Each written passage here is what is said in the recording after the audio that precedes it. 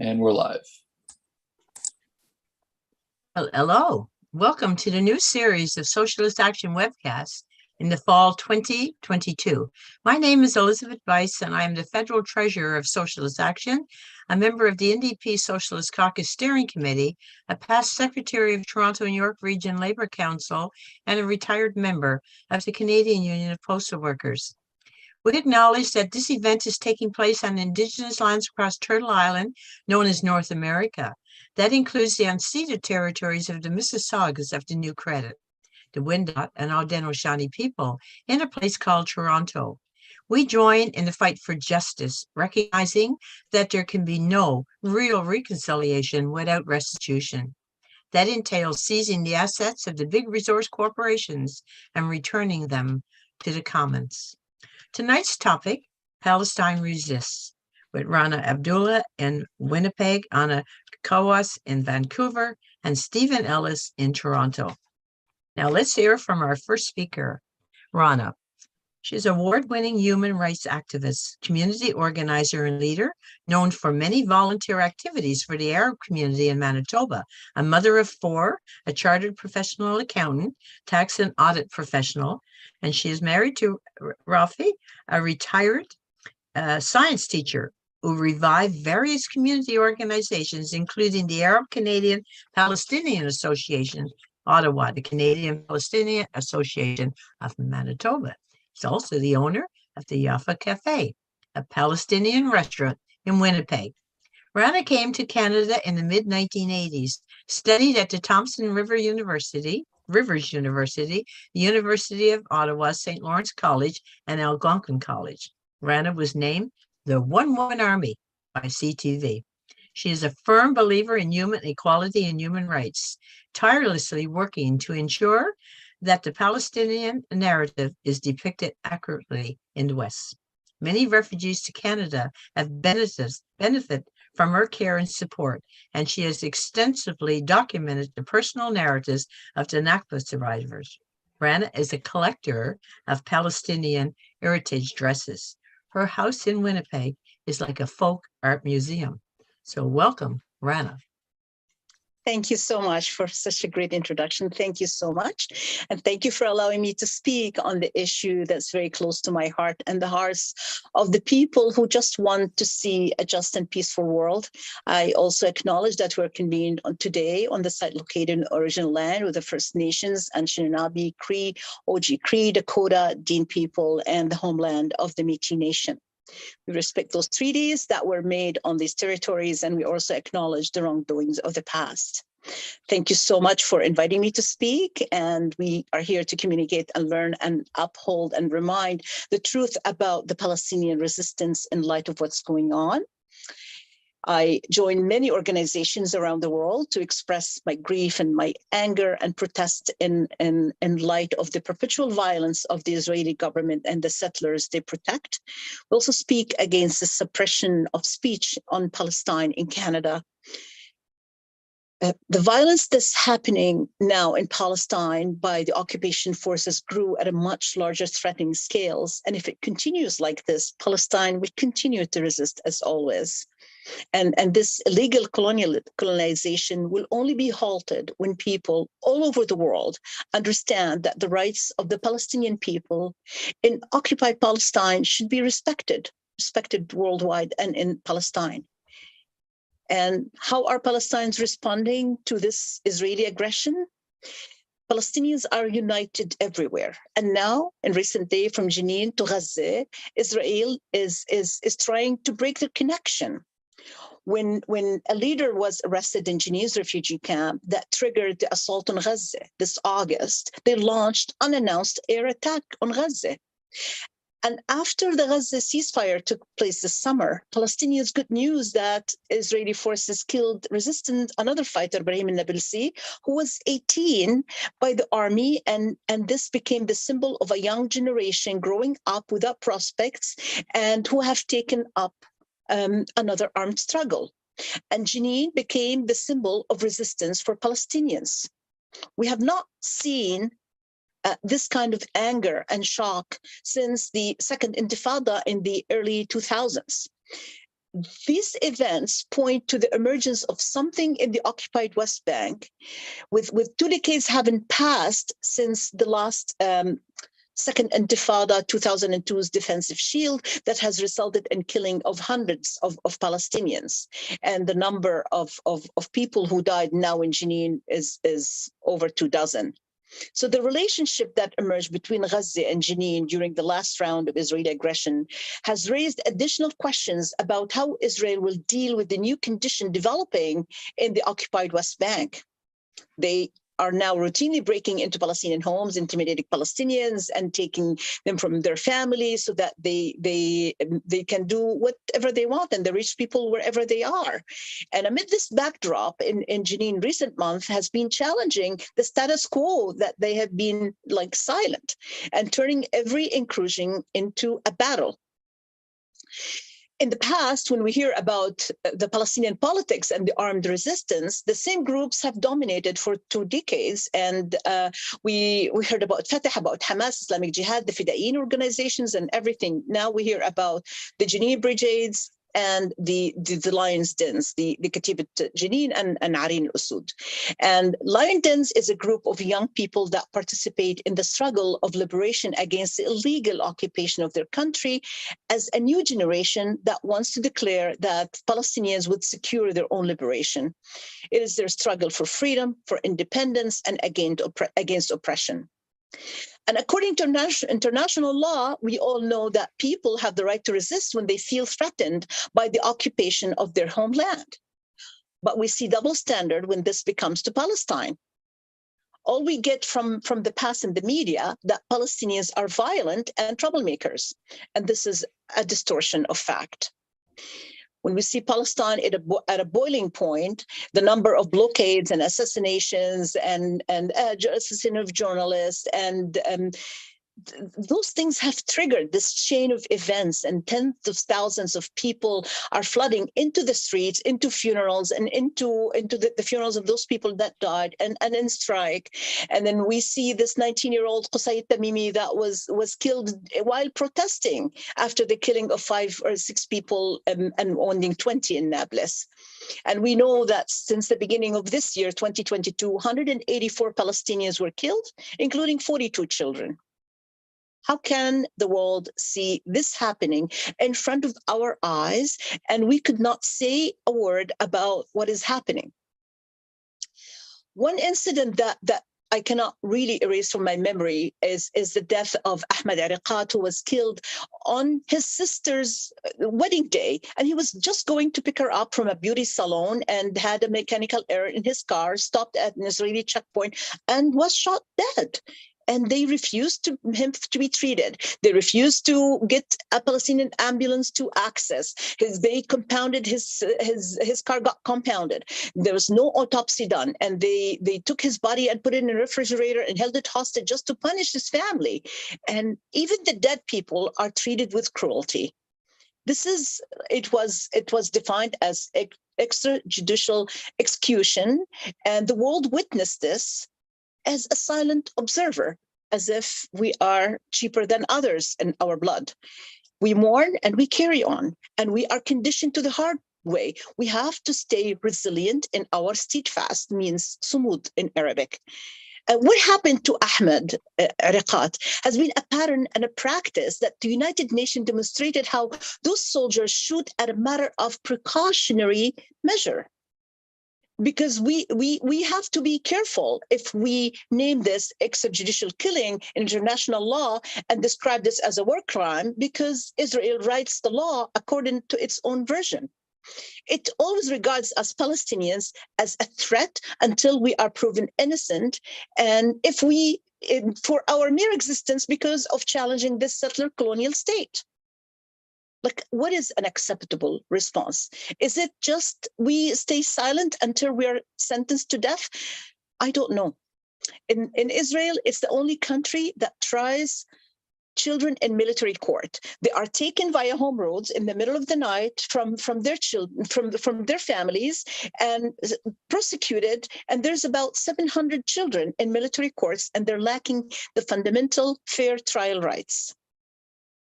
And the world would always say, if only Palestinians have been peaceful. I want to tell them we have been nothing but peaceful.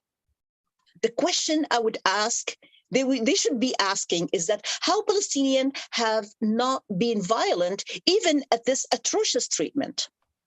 They shoot us in the neck, they shoot us in the head, they shoot us in the back, they shoot us in the torso. They even, and the Israeli Supreme Court justifies it. No surprise, because the law is written by the strong for the strong. And they carry on with this violence unpunished, and they just continue to do this. And people of the world, they always say resistance is dead.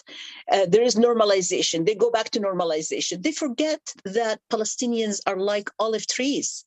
And this is a symbol of vitality and peace, and how this tree, as equal to a Palestinian that thrive in hard conditions, in drought, they fruit for thousands of years. They are the staple of our household and the symbol of our heritage, our resilient and our attachment to the land. And this is exactly a parallel of what the Palestinian people are.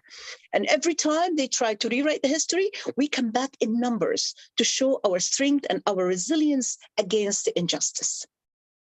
And we continue to resist against all odds. Even though there's no meaningful peace, there's very poor support of the Western countries. The Arab countries are normalizing with Israel. Others are preoccupied with their own problems, and yet the Palestinians are rising up. Our resistance is unshakable in the face of the unspeakable violence that we are seeing every day. New laws that are incriminating BDS, and the distorting definition of the anti-Zionism that equates it with anti-Semitism to silence us. In Canada here, this collusion with the Zionists, it is so sad that we hear that the Manitoba Premier joins others in the adoption of the International Holocaust Remembrance Alliance, the IHRA definition of anti-Semitism. It's very, very harmful decision for people working for justice, for people working with equality. That definition was only manufactured as a weapon to silence anti-Zionism and to be used to silence and intimidate academics, students, community groups, and who are working with Palestinian community group. When Canada, our country, has a very powerful role to play to ensure that the world should do the right thing for Palestinians and should recognize our dignity rights is equal to others. And here in Canada, we must make our demand for justice because it resonates with other causes that Canada calls for very powerfully, that demands for against racism, against violence, against everything that's not right. But you know, the unintended consequence for Israel that has been a wider growth of resistance, of world support to us.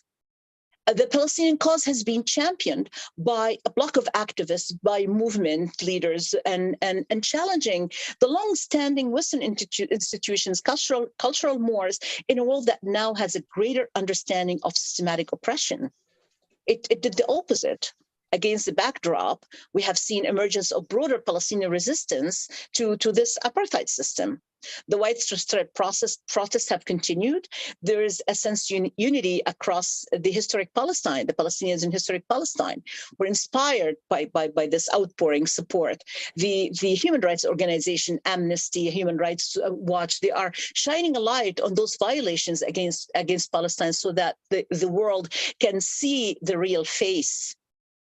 And this has been no different, our struggle, not different from others who face the same colonial power, other population, just like the Native Canadians, the Native Americans, the South Africans, the Algerians against the French, the Vietnamese, and others. Maybe a little bit different, the historical situation may be unique, but there are a lot of similarities pertinent to our discussion of Palestinian resistance today. And the most important, the history, there's never a question about the right of the people being colonized to defend themselves. This is a right. And Palestine, we all know it's still colonized. It's still the last old-fashioned European-style colonial project may have modernized its face, but it continues to subject Palestinians to military occupation, land disposition, unequal rights. And with all this, the Palestinian struggle remains central. The Palestinian resistance remains central. And there's tremendous unity to support us everywhere. This courage is gained from this international awareness, because our asset is the principle, the just cause, the solidarity, the international law. Everything is fully documented. It's not like 1948.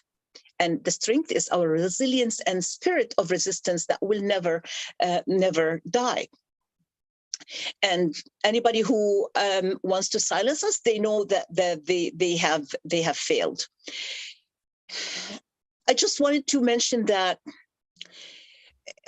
there was Aaron Sofer from Haifa University, the architect of the current isolation of Gaza, to seal the territory from the outside world. He said it a year before the 2005 withdrawal of the soldiers from Gaza. He said, if we want to remain alive, we have to kill and kill and kill a day every day. And the statement is long. There's no time to mention it here. Although such situation still remains unbalanced, but the conditions have made it necessary for the Palestinian resistance groups to develop their ability to resist and fight back, or at least create some measure of deterrence to make Israel think twice before it launches its next assault. And I want to end by saying this is not an easy day for us. We mark the 105th anniversary of the great injustice, the Balfour Declaration of November 2nd, 1917. Yes, it was in a different era, but one with profound consequences today. Nakba was a direct result of what happened 31 years before that. Nakba is the catastrophe, is when the Palestinians were expelled from their homeland. Without fail, Britain carried out to the letter the Balfour Declaration that defined and regulated British rule of Palestine and supported Zionist immigration. 68 words were historic promise given to the early Zionist movement by British government for the establishment in Palestine of a national home for the Jewish people. The declaration laid out the foundation for them, land given to them without consulting the people who live there, the indigenous people. The second part of the letter about protecting the rights of the non-Jewish people, 94% of the population was never implemented and never named. So, unfortunately, the trampling of human rights of Palestinians became and remains the order of the day. We have been left with no option besides further resistance, hoping that a world that's preoccupied with other crises, and we know that many crises, will finally listen to the suffering and act. And those 75 years are far too long to live in limbo, to live in fear. We ask that the world to be on the side of unconditional commitment to justice, to equality, unconditional commitment to equality, to freedom, dignity for all people with no exception. And to achieve where a future is safe and free and sincerely care about the violence, you must put sanctions and you must hold Israel to account. Otherwise, you are asking Palestinians to die quietly. Thank you very much. Thank you, Rana, for very powerful and passionate words. Next speaker is Anna Kawas. Anna is a Palestinian activist, writer, and journalist who was born in Bethlehem, Palestine. He is the chairperson of the Canadian Palestine Association and was also co-host of Voice of Palestine, www.voiceofpalestine.ca. Anna has been active in anti-war struggles and support work for Indigenous and liberation movements since coming to Canada in 1974. He has presented to conferences and workshops at McMaster, UBC, SFU, and Quanlan, and has also been invited to speak in classrooms across Greater Vancouver. His articles have appeared in Monodowais, Palestine Chronicle, and Al Mayadeen English.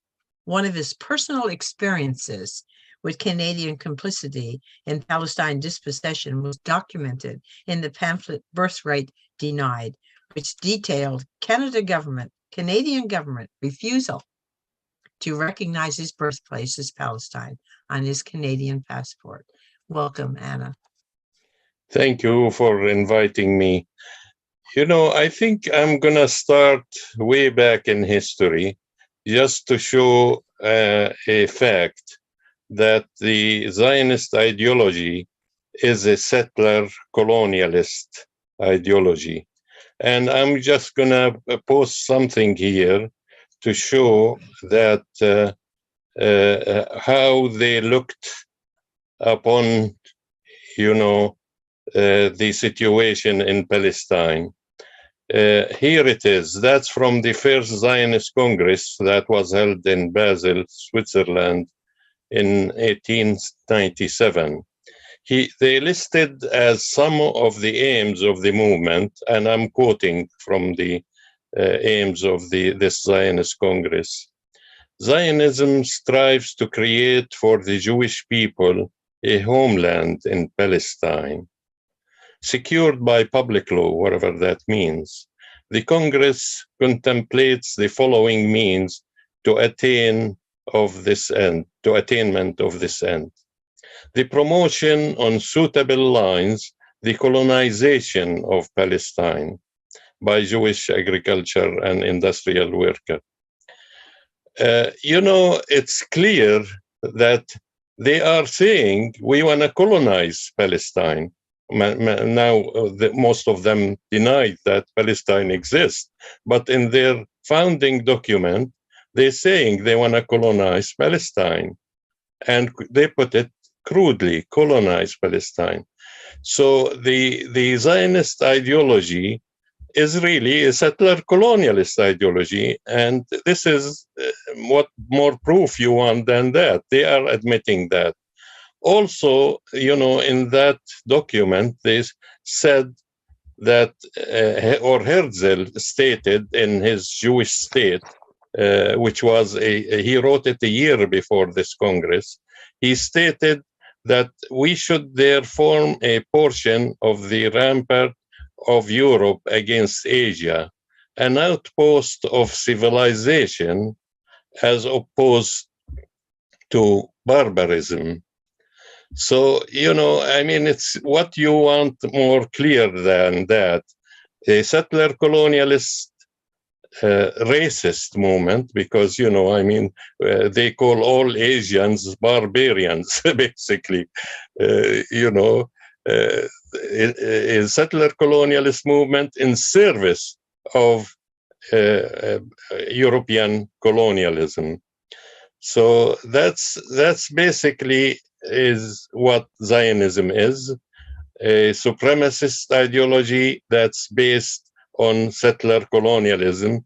This supremacism is common for all the colonialists, whether the imperialist America or British colonialism or any other form of settler colonialism, like in Guinea-Bissau, South Africa, Algeria, and in our Turtle Island here.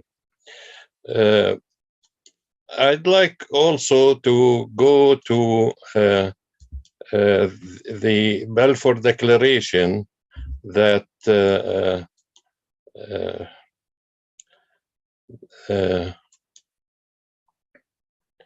that Rana talked about.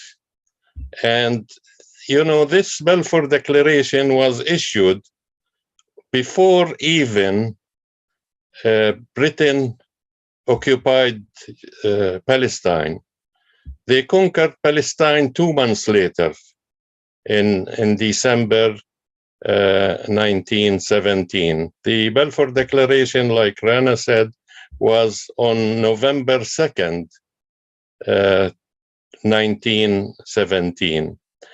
And, in it, they state that, I'll just put the text of the Balfour Declaration on the screen.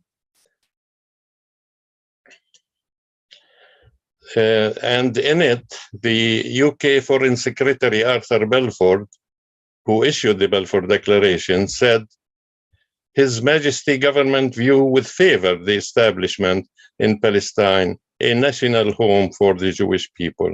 Again, it's clear here, that then there was no majority of Jews, and they promised a land that didn't even control at that stage to people who are not the majority of the situation. So again, that proves that it is a settler colonialist state. I'm gonna move a little bit to the partition plan. And this is an excellent article I recommend for people to read. And it states clearly, this is written just last year, that, without the Soviet Union support for this settler colonialist state and ideology, the state of Israel won't have been established.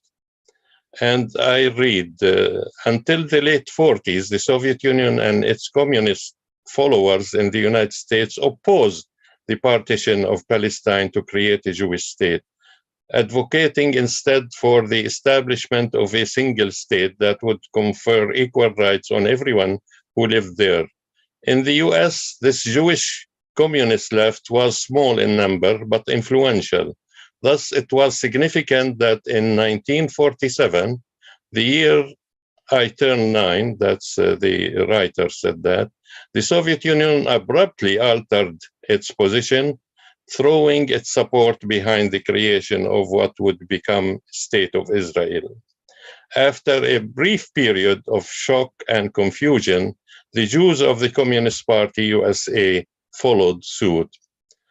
It shows two things. First, that, a so-called communist country support a settler colonialist endeavor. Second, it shows that the people who believed in communism, Russian communism or Soviet Union communism, were basically puppets for the Soviet Union, and they didn't have a brain of their own, although before they called for a secular state.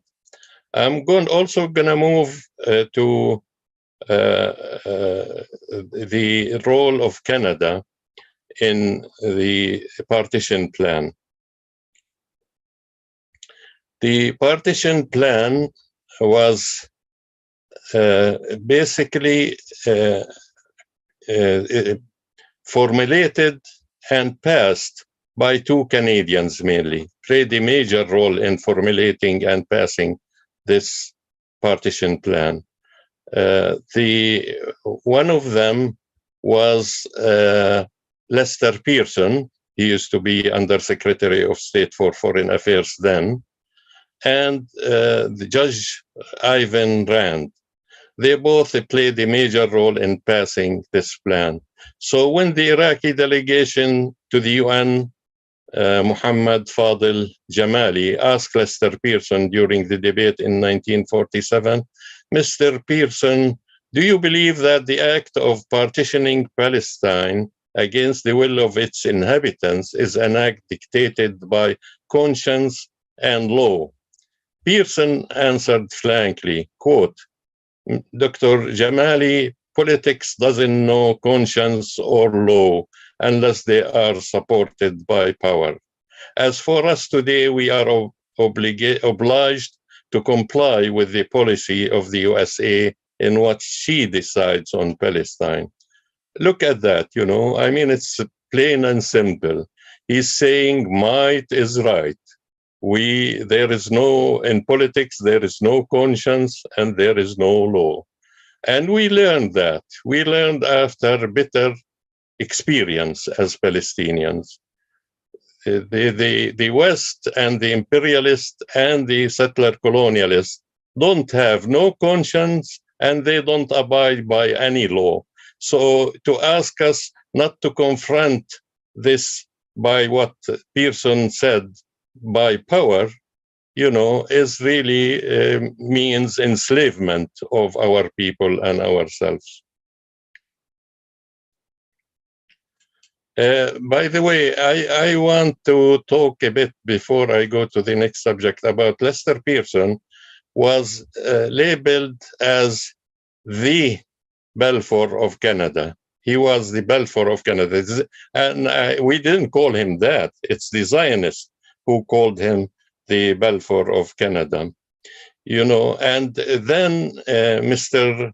Mohammed Massoud, the president of the Canadian Arab Friendship League in Montreal, told the Montreal Optimist Club that the Arab world, and I'm quoting, would remember Lester Pearson and Justice Strand, who did their utmost to impose upon the Arab the infamous partition scheme. He called it a scheme, and it was a scheme, and it was infamous. And we tell the whole world that we will remember, we'll keep remembering what Lester Pearson and successive Canadian government did in supporting this Zionist project. And it's, you know, I mean, Rana talked about some of them by, you know, the IHRA, you know, the government of Canada endorsed it, their position from the BDS movement, their position from the apartheid, they call it the apartheid label. That's what the Canadian, although it was documented by all human rights organizations, at least the two main international one, Amnesty International and Human Rights Watch, in addition to few Israeli human rights organizations. So it's clear that Canada is involved to its ears with this. And also, I'd like to talk a bit about, you know, the how they are, you know, supporting Israel even when they claim to support the Palestinian people. You know, this is an article by Yves Engler and almost 9 years ago, or a little bit over 9 years ago. And it's quote from the article: "We don't provide anything to the Palestinian," Dayton told the Associated Press. Dayton is the American general who trained the Palestinian security forces. "We don't provide anything unless it has been thoroughly coordinated with the state of Israel and they agree to it. For instance, Israel's notorious internal intelligence agency, the Shin Bet, vets all of the Palestinian recruits." And this is according to US government reports. And listen to that, how Canada is involved to the teeth. The number of military trainers in the West Bank who train the security, Palestinian security officers, the number of 18 Canadians troops work with 6 British and 10 US soldiers. The Canadian troops that training the Palestinian Authority Security Service basically more than the US and British soldiers combined, you know, shows you how much Canada is involved in this infamy. So, and for people to read more about it, I guess they could check the you know, the article from Yves Engler. It's called "How Canadian Aid to the Palestinian Authority is Designated to Help Israel." So, you know, I covered most things I wanted to, except to say the Palestinian Authority is a puppet regime. It came as the, because, you know, I mean, they get their wages from the US and through Israeli collecting taxes. Without it, there can't be no Palestinian Authority. It's a fishy government. It's really a collaborator of the occupation. The head of the of the security forces, the Palestinian security forces, bragged that he stopped 200 operations, military operation against Israel. He stopped 200 resistance operations against Israel. So they are traitors, really. And we Palestinian people in general, aside from the people who are benefiting from this U.S. aid and Israeli aid, most Palestinians are considering it as treasonous, and it should be toppled as a first step before we march on the road to liberation. I don't need to cover the updated situation because I think Rana did a good job on it. And thank you. I look forward to your questions. Thank you, Anna. Okay, our next speaker is Stephen Ellis. Stephen is a socialist activist and a movement lawyer. His focus is defending Palestinians and their allies from attacks by the Israel lobby.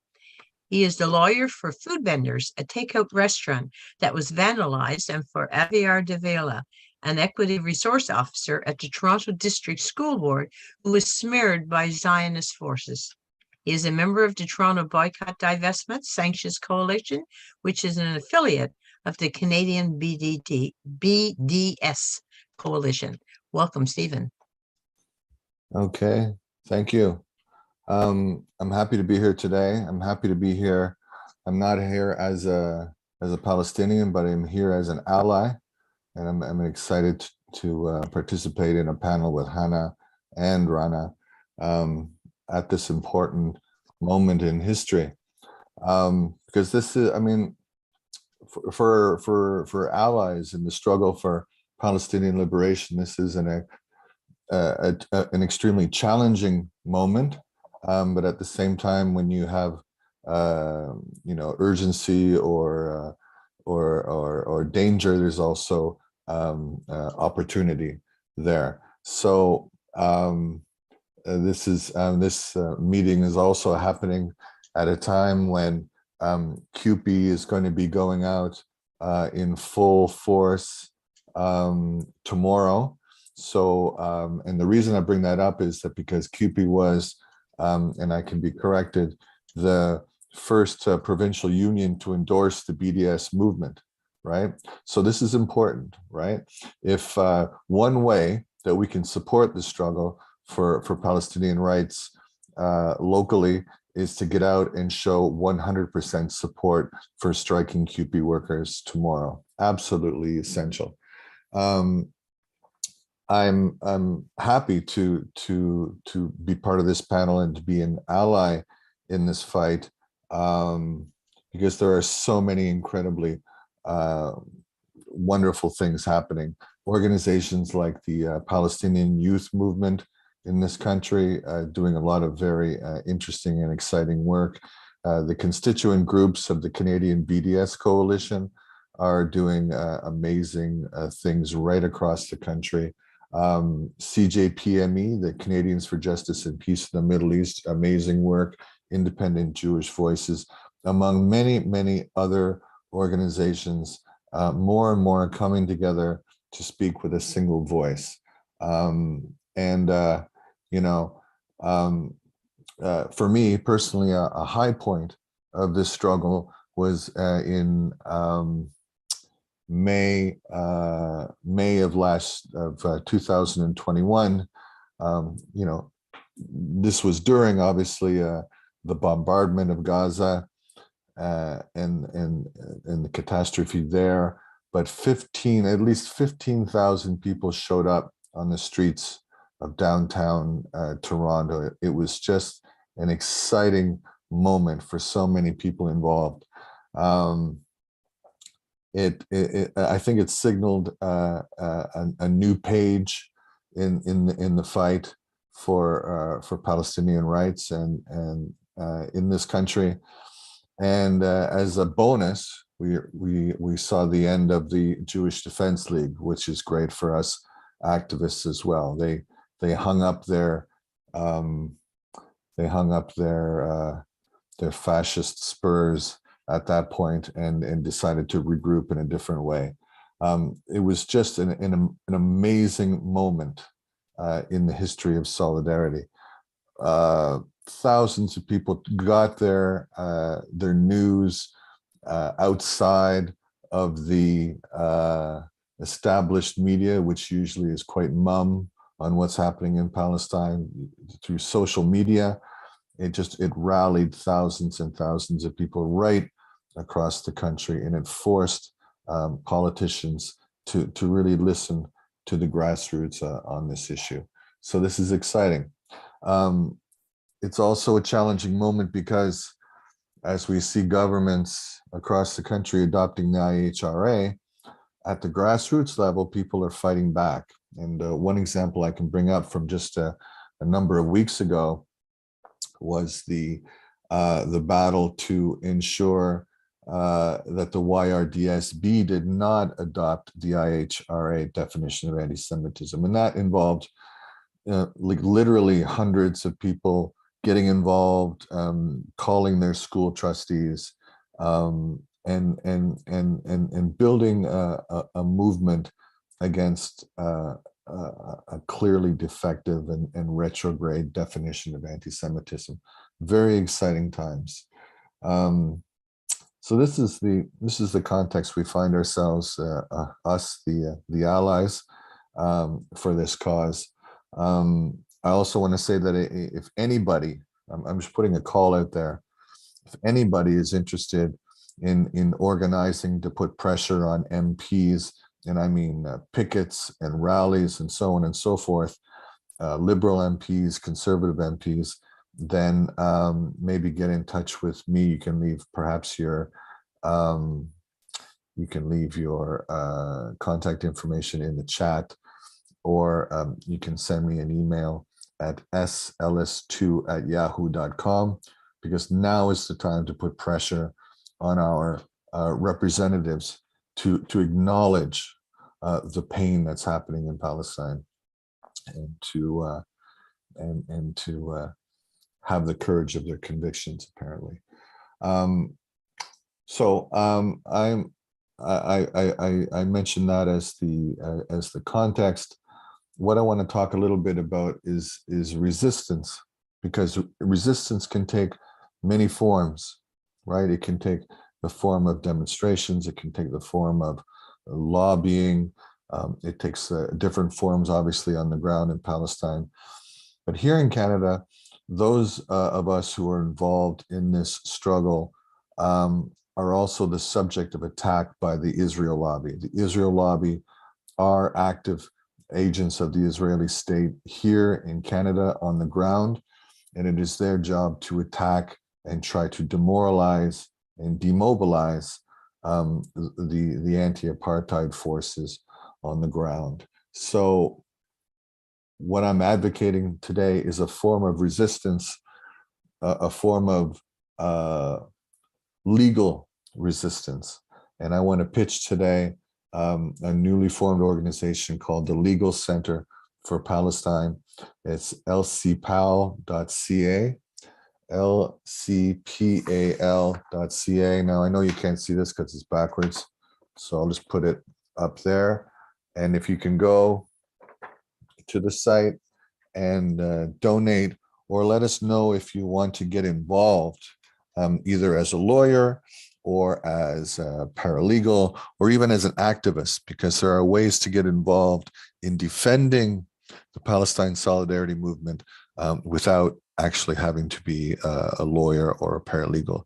And there are so many ways we can do that. At some point, we're going to be organizing workshops on how to bring human rights claims against these organizations that smear and lie about our movement, and their campaigns of delegitimization are serious, and I'm sure most of you know about that. I'm going to bring up a few examples of some of the things that have been happening recently in terms of the sort of lie aspect of their campaign against our movement.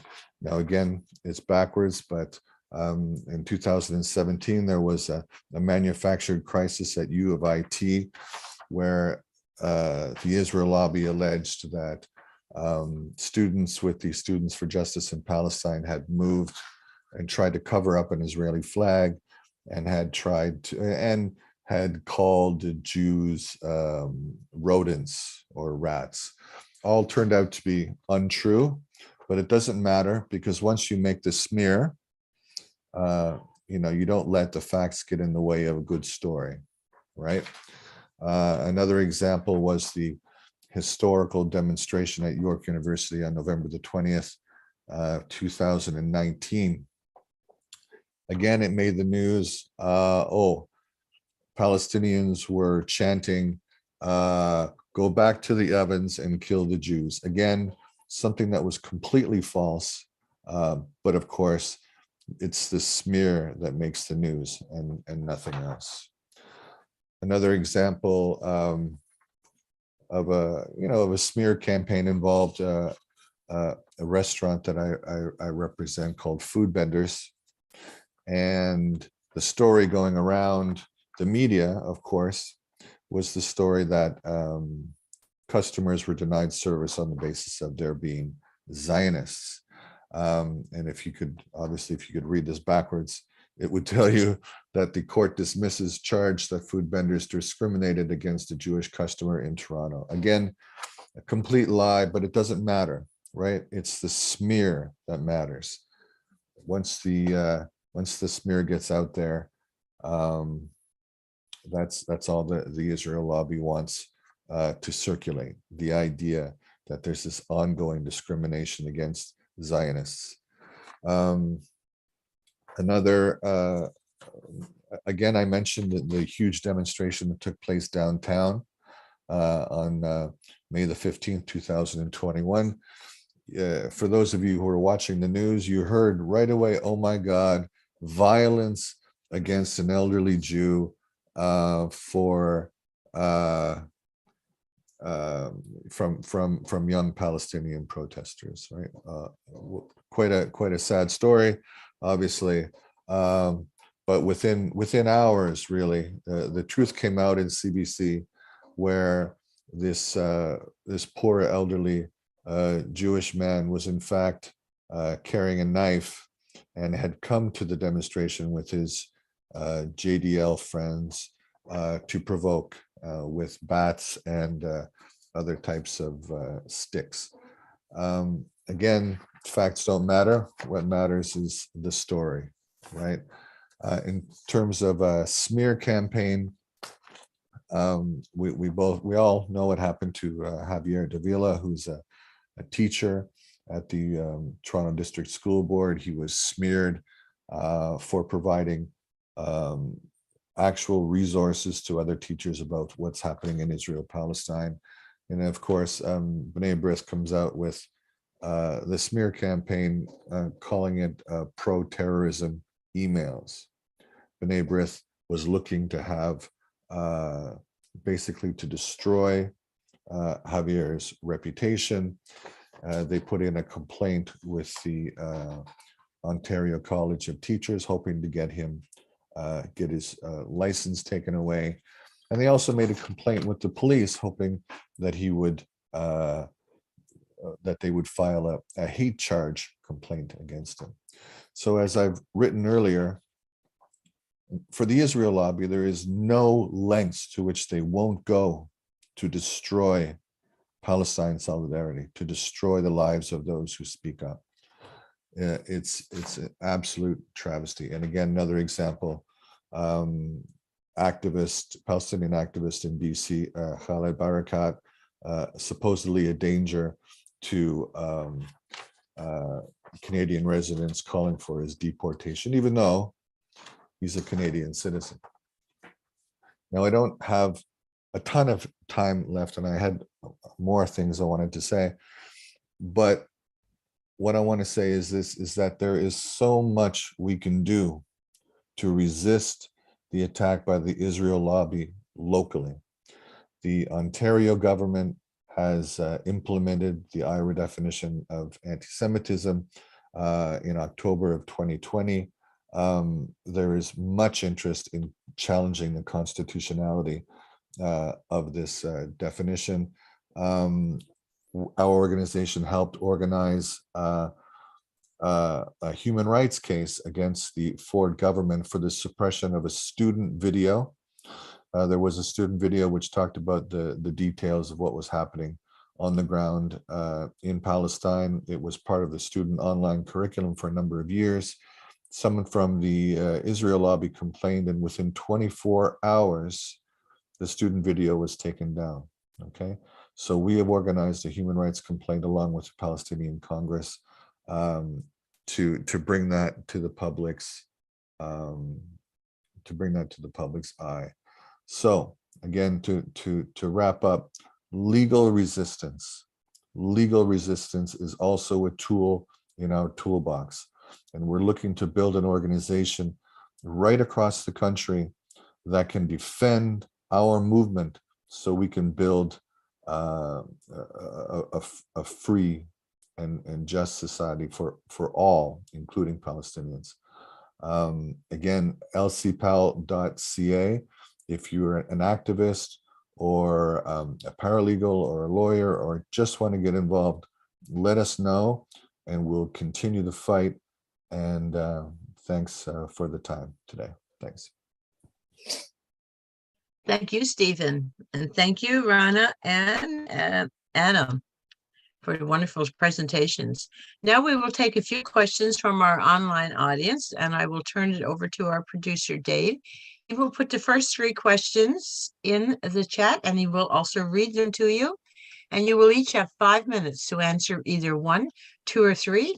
It's up to you, questions. And we will start with Hannah, Stephen, and Rana. Go ahead, Dave. So the first question comes from Barry Weisletter. The IDF admitted that it is likely its own soldiers killed the Al Jazeera journalist who was reporting from the West Bank. What is happening in the campaign for justice and accountability in this case? The second question comes from Judy Kosh. When did Zionism become a major ideology in the Jewish community, and why? Is this really a good solution to the Jewish question? The third question comes from Al Content. Question on behalf of folks who have only recently gotten involved in this cause.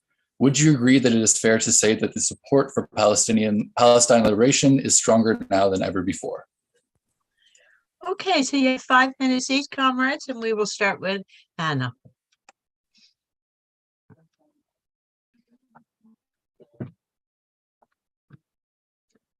I guess it's answer the 3 questions, right? Or Yes, just you one can of them? answer 1, 2, or 3. It's just completely up to you. Or all of them? Okay. I think briefly, it's not the first time Israel killed journalists. The fuss became more international over Al Jazeera journalist is because she has American citizenship. So, and the way the American administration treated it, it's a very, stark and clear violation of her right. If she was killed in Iran, you won't hear the end of it. But because she was killed by a U.S. ally and surrogate, the Israeli state, basically they covered up even. The American administration covered up her murder. So it continues, not with journalists, with doctors, with everybody. To them, Palestinian life is not worth anything. And they treat Palestinians as subhumans. And this is, again, like I said in my presentation, is from their supremacist mentality that the settler colonialist ideology was based on.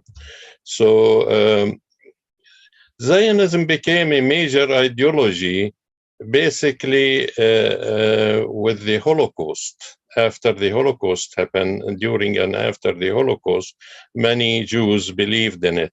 Before then, I just like to mention 2 examples.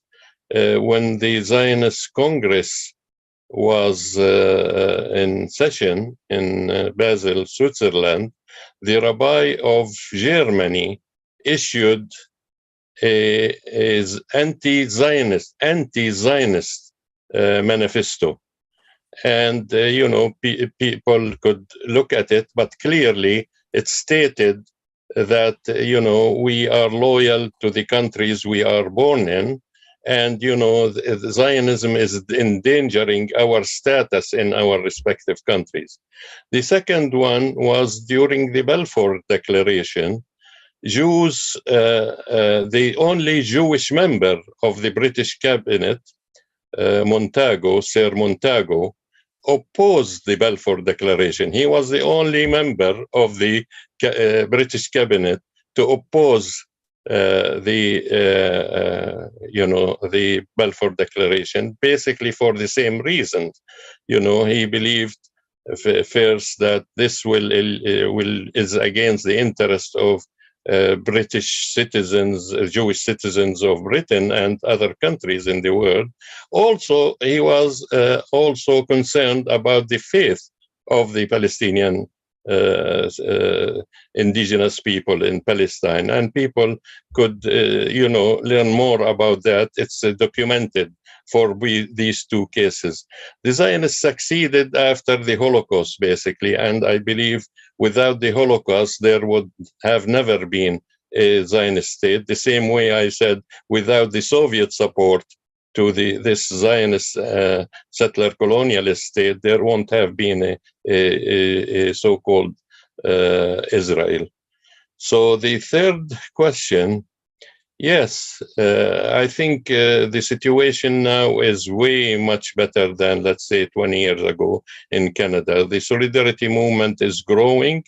We used to be a lone voice in the wilderness 20 years ago or 40 years ago, for that matter.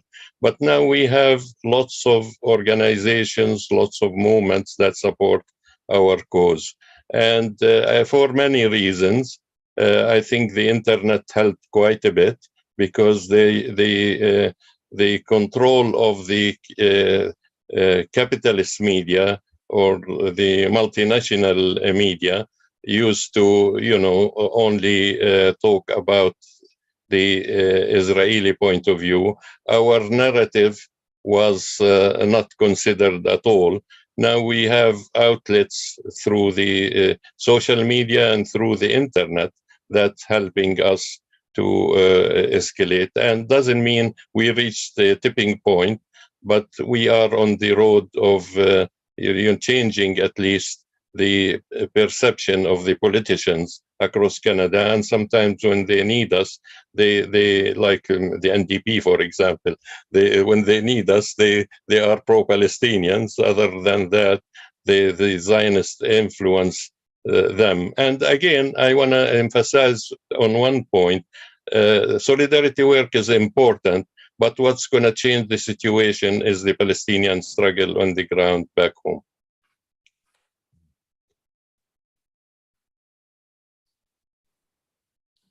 Okay. Thank you so much. Sorry about that. I had muted myself. I apologize. Okay, Rana? No, Stephen. Sorry, Stephen? You can call me Rana if you want. Okay. Okay. I don't know if Rana will like that. Yeah. I think Hannah is correct. Just in my short time in the movement for the last 15 or so years, I've never felt the pulse the way it is now. I mean, it really seems like we're turning a corner in this battle. So it is so exciting. At the same time, we can still see the power of the Israel lobby working amongst our so-called allies. And I'll keep talking about it again and again and again, because the fact is that the NDP assisted the Doug Ford Tories, assisted them in passing Bill 168. Okay, it was an absolute disgrace. And what had happened was that during second reading, that Andrea Horvath told 7 of the supporters of Bill 168 to appear and argue for it and vote for it, and told the rest of her caucus to stay home. That is pure cowardice, pure unadulterated cowardice. So we have to know who our friends are. Now, that said, the points that Singh has brought forward, I guess it's the 13 points or whatever on Palestine, this is to be commended, obviously, and we need to push the NDP to properly represent human rights for Palestinians. So, I mean, we can see the struggle within the NDP to support Palestinians and to abandon them. So it's our job to accentuate that division within the party and to force them to do the right thing. One other point I wanted to make that Hannah brought up about social media, and that is as far as the Israel lobby is concerned, they do not want a repeat of what happened in the spring of 2021. They're working very hard to ensure and to try to pass legislation against so-called online hate. That means they're going to be working with big tech to try to ensure that the Palestine solidarity message does not get out. Okay, so that is another terrain that we have to consider ourselves to be, that we have to get involved in. Very, very important. Yeah, so that's all I'll say. Okay, Rana?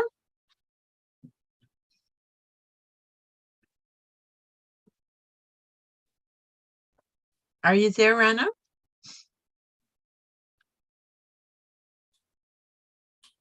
No, I guess she must have stepped away because I know she had some things to do. Okay, so we will go on then to the next round of questions. Dave, 3 more questions, please. Yep. So the first question comes from Robert McDermott. Could you comment a bit more on the Palestinian political leadership, and are political alternatives rising, or are politics completely blocked? The second question comes from Rob McBean, directed for Stephen Ellis. What led to the rebranding of the Jewish Defense League? And the third question comes from Elizabeth Weiss. CUPW was the first national public sector union to support BDS back in 2008. I was proud to be the lead speaker in support of the resolution at our convention. Are more unions coming on side in support of Palestine? Okay, so we're going to start with Stephen and then Rana, if she's there, and Anna. Stephen? Yeah. So a lot of questions there. You got 5 minutes. Oh, that's even better. I think the rebranding of the Jewish Defense League, I think,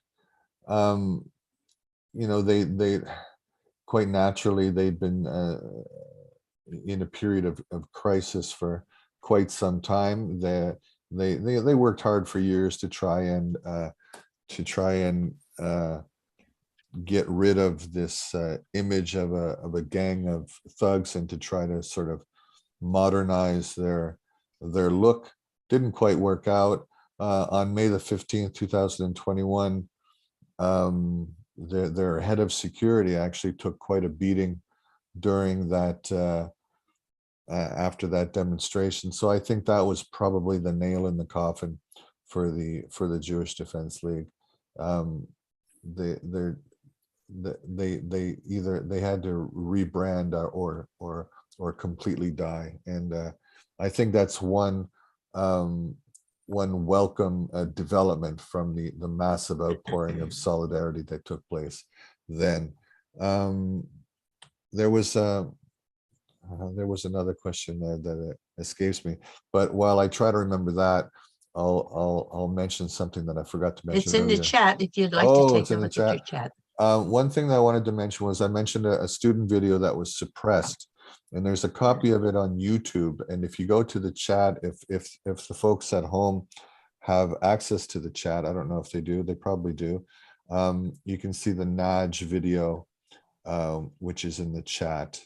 And you can check out the video that was suppressed by the government as anti-Semitic, and that is the subject of the human rights complaint. So we're happy to be a part of that. And you're saying that there are more questions in the chat. I'm looking for them and don't see them. Oh, in terms of, I guess in terms of what's happening on the ground, I'll defer to Hannah on that. Yeah. And then if any of the other questions come to my mind, I'll perhaps come back. Thanks. Yeah, it'll be good to post the questions on the chat because they're not there. I can't see them. Strange. I can see them on mine. Okay, I'll Sorry. try posting them again. Let me just do Yeah. that. Yeah, sorry, folks. I know I have them on mine. Okay, Yeah. so in the meantime, okay, can you see them now? Yeah, I Okay, can. so before we Perfect. move to you, Anna, is there anything, Stephen, now that you can see the questions that you would like to answer?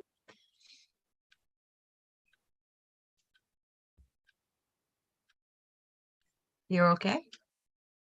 There was just one more thing, and I just think that the struggle to get more unions endorsing the BDS campaign, and it just seems to me that this is still slow in coming.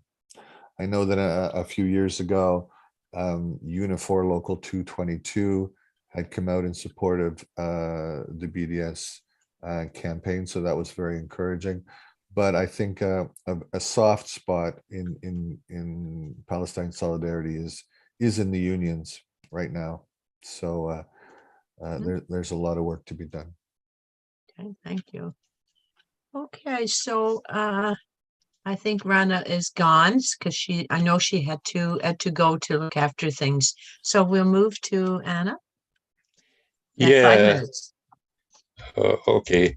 Yeah, I'm going to answer part of the previous questions because really briefly, because I didn't touch on it, because they're part of the question is what is this really a good solution to the Jewish question? That Zionism. Basically, it is not. And if you're looking for a solution, I wrote an article to the Immigrant paper way back in the 2009. That's 13 years ago. It'll be good to look at it. There is in it some ideas about how to conclude the conflict in Palestine, Israel. And the title of it, Don't Ask Palestinian If They Recognize Israel. The other thing about the future of the movement, I assure you that the future of the Palestinian movement is in safe hands, aside from the Palestinian Authority.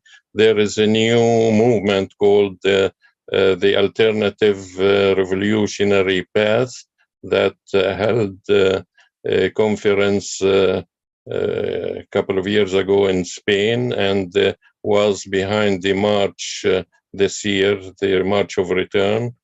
And also, I think, you know, the people in Gaza and everywhere in the world, and now in the West Bank, are resorting to the armed struggle and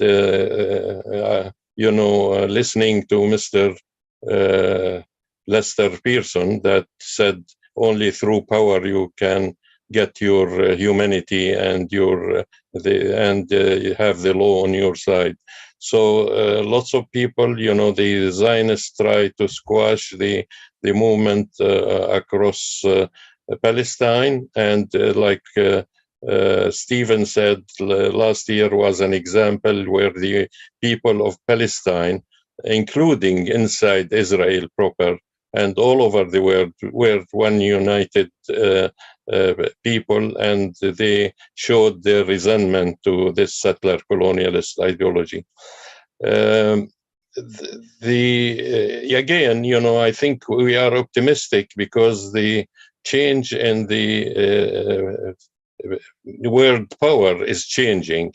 You know, the US is no more the only imperialist power in the world, the only power that controlled the world. After the collapse of the Soviet Union, they took advantage of toppling regimes, you know, from Iraq to Libya, which our Canadian government participated in. You know, now there is more balance of power in the world, and the resistance movement in general, not just in Palestine, around Palestine is growing. And this is a sure way to really defeat US imperialism first, because without US imperialist support to Israel, Israel won't last. I said before, 1 week. More realistically, won't last 2 days actually without US support. So the future is optimistic. I hope in my lifetime I would see Palestine liberated, and the solution is like what we started with before 47, a single democratic state in all of Palestine, where every human being has the same rights, the same duties as every other. Doesn't matter what's your religion, Christian, Muslim, or Jew, as long as you are a citizen of a state that's democratic, truly democratic, not Jewish and democratic. You can't have Jewish and democratic. That's bullshit. I mean, that's what Israel call itself. If you want to be democratic, you have to be secular, or else democracy doesn't mean anything at all. But again, it's the brainwashing of the media and the established institution. The trade union movement, the last question, I don't really know much about what happened to the Jewish Defense League. They were here for a few years in a really small number. We used to drown them with our slogans, and they stopped coming anymore. They used to import them from Toronto, basically, and they used to align themselves with the Christian Zionists in Vancouver. But they didn't do it for at least 5-6 years. So they don't exist even before they disbanded in Toronto. The last question, I think, the labor movement is really, it's encouraging that we have some support the BDS movement. Actually, in our campaign to boycott Air Canada, crucial to the campaign where Air Canada stopped dealing with the Israeli aerospace industry, the tipping point was lots of trade unions from the maritime signed our petition. And then Air Canada stopped dealing with the AIA, the Israeli aerospace industry, which was a victory in a way for us. But, I think in general, all across Canada, the movement need to be revitalized. I think they should take the apartheid label seriously. Like they did with South Africa in the 80s and 70s and the 80s. So it's important to try to reinvigorate and reestablish this labor movement. I'm not saying they're not doing enough good job, but I think it needs more, because they are the tipping point where the NDP will listen, and even the Liberals will listen when we have a solid movement behind the solidarity movement, the Palestinian solidarity movement. Okay, thank you. Okay, so we're going back now to our producer, and we're going to have our last questions, which will be 4. You will find them in the chat, all 4 questions, and you will each have up to 8 minutes to answer some of them, all of them. It's your choice. So you'll have 8 minutes, and we'll start with Anna and then go to Stephen. Dave, go ahead. The first question is, the growth of anti-Zionist and pro-Palestinian opinion among Jews around the world is a new factor in the situation. How do you account for this, and how can it challenge the policy of the powerful? Question 2 is, what is the solution that socialists have for Israel? Question 3 is, the Israeli election has resulted in a very right-wing government. What are the implications for Palestine? And question 4 is, what are best practices for activists to defend themselves from allegations of anti-Semitism and racism in the face of all of these smears and lies? Thank you, Dave. Okay, Anna, you'll find them in the chat, and you have Yeah. up to 8 minutes. Yeah. I think really it's heartening to see the young Jews, especially in the U.S., are moving away from Zionism and opposing Zionism, including the main organization there,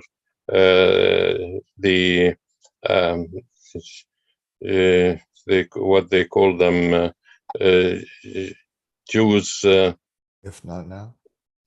No, not if not now. The main one in the U.S., Jewish Voice for Peace, I think.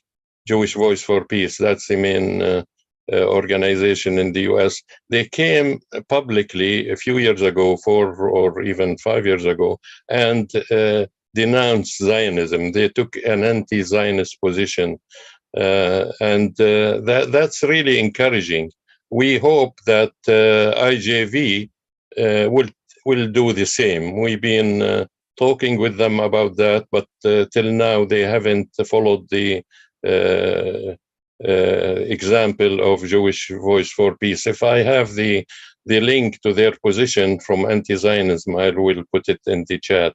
But, it's an encouraging movement. And, if you look at their Facebook, for example, they have 750,000 likes, which is astonishing. We don't have any such thing from a Palestinian or even socialist movement in North America. I mean, to have 750,000 likes is something substantial. Okay, the second one, the socialist solution. I believe the socialist solution for Israel, like I put it in my article, I posted it before, is a secular democratic state in all of Palestine, from the river to the sea, with no apartheid, no war crimes, and no ethnic cleansing, and the right of return of Palestinians, which by the way, the Soviet Union in 1949 opposed, or 48 or 49, the right of return, 194. They voted against the right of return, which is scandalous. I mean, I'm being born there. I want to go back to my hometown. No force in the world will stop me or stop my kids or grandchildren from fighting to go back to their hometown. I'm here not by choice. I'm here in Canada not by choice. I say it frankly, I'm here because I'm not allowed to go back, not even to the occupied territories, my hometown Bethlehem. I'm not allowed to go there. And Canada votes every year against me going back to my hometown. They vote against the resolution that the refugees from 67 war should go back to their hometowns. But, that's Canada for you. That's the Canadian government for you. And they vote against many. Even the last thing they voted against was to ask Israel to get rid of its nuclear weapons. Canada voted against that resolution, meaning Canada supports a nuclear Israel. It's outrageous. I mean, where are the people of Canada, the progressive of Canada, to say enough is enough? You can't support nuclear Israel while you trying to oppose Iran of getting nuclear weapons. They don't have it yet, and they said they're not going to have it. So it's a hypocrisy at its optimum. So the third question, Israeli election, I mean, we're not surprised. Zionism is based on a racist ideology and a supremacist ideology. The recent manifestation of this election clearly shows what Zionism is and what Israel is. And, the fascist element inside this ideology. And it's not new. It goes way back in the 30s, the fascist element. The collaboration of the Zionist movement with Nazi Germany is well documented. For people who want books about it, I have them. I could put them in the chat, and most of these books are written by Jews, not by Arabs or other people. So this is the third question. I'm trying to be brief as much as I could. What's the best practices for activists to defend themselves from allegation of anti-Semitism? I mean, it's to challenge them, to challenge these accusations, and to make the Zionist lobby pay for doing that. And here is the role of Brother Stephen. I mean, we should make them pay for alleged defamation of our work, because it is a defamation. It's not just really they do it for no reason. They do it, like they don't do it. They call some of our work anti-Semitic without proof. But, we march on. But they do it also, the more important reason for them calling the work to support Palestine anti-Semitic and getting support from the established media and the establishment in general, the political establishment, is to terrorize people. Like we had people, just one example I'll give you. We had people coming to the March of Return in Vancouver just a couple of days ago from UBC, and they didn't want to be photographed. People were hiding their faces not to be photographed. Why? Because they have a future. And, if the Zionists gets into them, they'll destroy their future, although they're not doing anything criminal. But, they are trying to terrorize these people, intellectual terrorism, I call it, on these people to think twice before supporting any solidarity work in Canada. And here is our role when we defend them, and when we have an organization to defend them and win against this Zionist libeling, then we will set an example, and people won't be afraid anymore from being called anti-Semites, because it's really what they're doing is weaponizing the term of anti-Semitism, although, the same way they weaponized the Holocaust.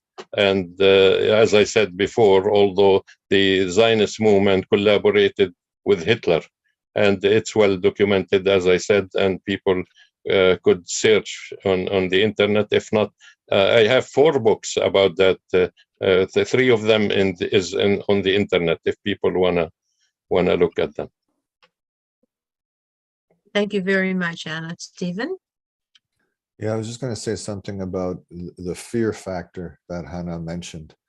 And that is, I'll give an example of something that happened last International Women's Day here in York region. And what had happened was that members of EDFO, which is the Elementary Teachers Union, had organized an International Women's Day event.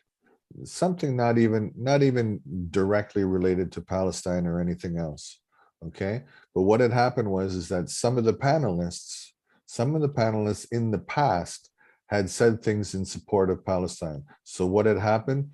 The Friends of Simon Wiesenthal organization called the union and expressed concern that the panelists might say something about Palestine. And what did the union do? It folded. It canceled the IWD event, okay? So the fear out there is real, okay?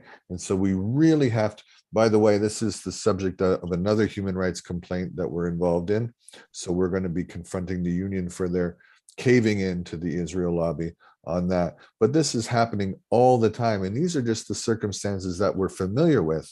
You know, it's happening in situations, I'm sure, that we don't even know. Best practices in dealing with anti-Semitism and anti-racism.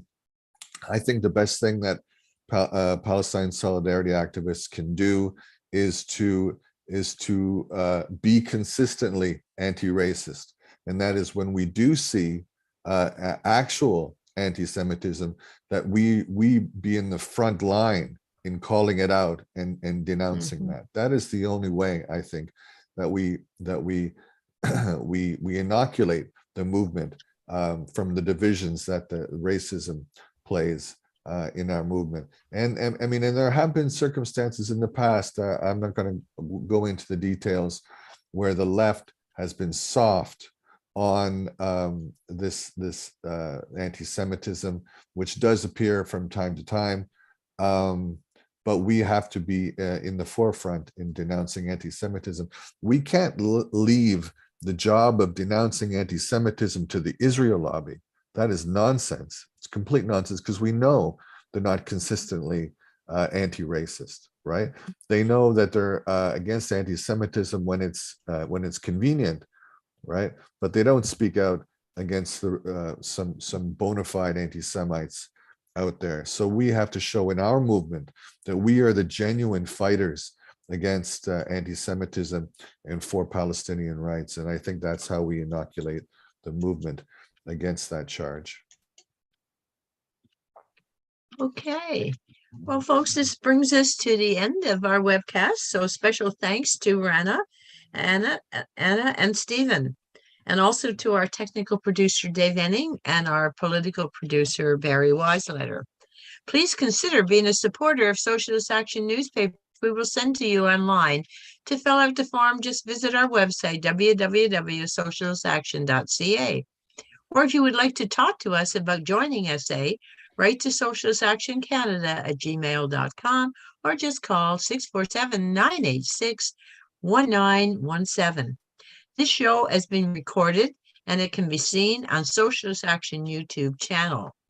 The next webcast will be on Thursday, November the 17th at 7 p.m. Eastern Time on the topic Healthcare in Crisis, Causes and Solutions, with Penny Oyama and Stephanie Langford in Vancouver, Chris Zapasaki in Alberta, Daniel Turade in Toronto, Victor Morgan in Newfoundland and Labrador, and our special guest, the Cuban consul in Toronto, Sabdiel Lafarge. So that's on Thursday, November the 17th at 7 p.m. Eastern Time.